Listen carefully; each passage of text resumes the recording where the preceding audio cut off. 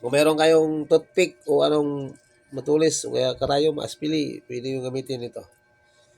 Ito, may mga bituka yan. Kaya may malilit na bituka. Kailangan natin tatanggalin.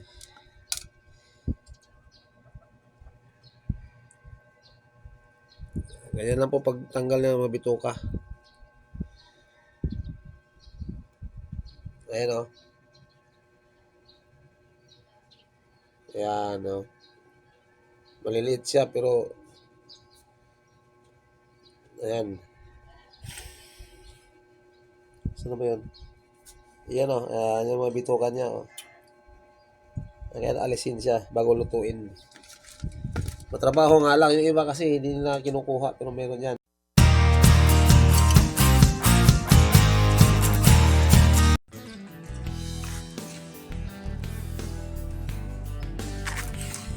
Yan ang huli nating kanina. Mga hipon guys. Isda. Sabawan natin yung isda. Yung hipon baka isa lang natin sa Sprite.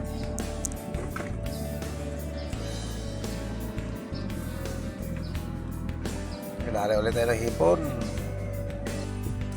Guys, ito na yung hipon na huli natin. Oh. Yan. Gisahin natin ito sa Sprite. Yung mga nakaraan, dami natin huli, hindi natin natikman. Ngayon, matitikman na natin. So, bago yan, lilinisin natin, tatanggalin natin yung mga bituka. Kung meron kayong toothpick o anong matulis o kaya karayom, aspili, pwede yung gamitin ito. Ito, may mga bituka yan. Kaya may malilit na bituka, kailangan natin tatanggalin.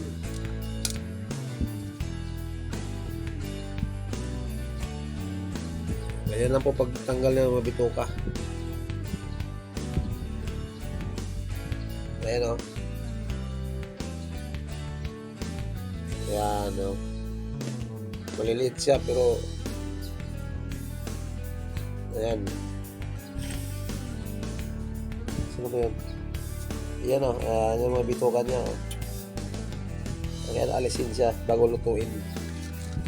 Matrabaho nga lang. Yung iba kasi hindi nila kinukuha pero meron yan. Andiyan yung mga dumi nila. Ayan.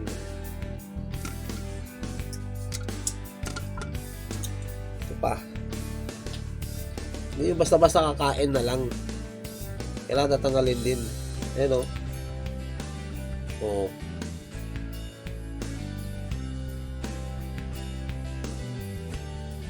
Maliliit siya, maliliit pero nandyan yung ano.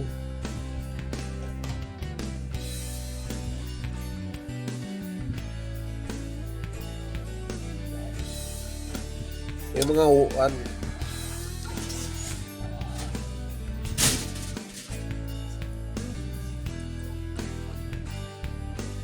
Sinishare ko lang sa mga hindi pa nakakaalam na may mga bituka rin pala to. Ayan o.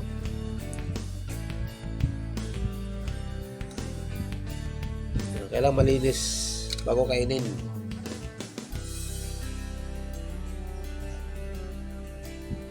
Usukin nyo lang siya tapos dandahan para hindi maputol. Ayan o. Ayan o. Ito na naman loob niya. Ano niya.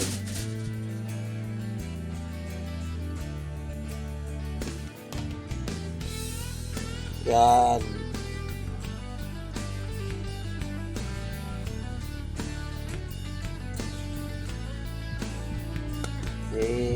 Yung iba kasi diretso luto lang kasi hindi na alam na may mga bituka yan. So yun lang po ang gagawin ninyo.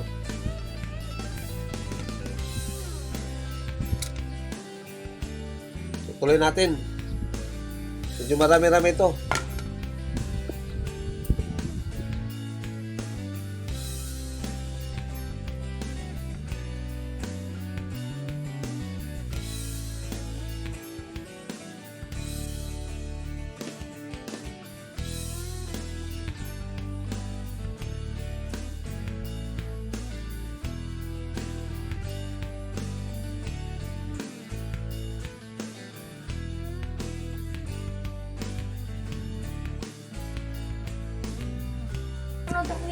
Ayan na, luto na ang ating hipon.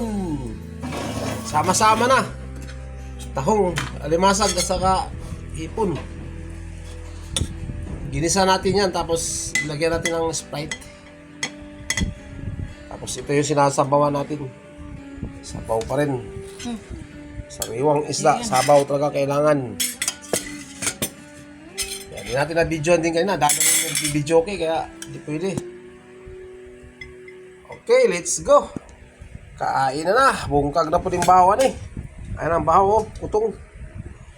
May dessert akong mangga. Ayan, let's go. Kain na na.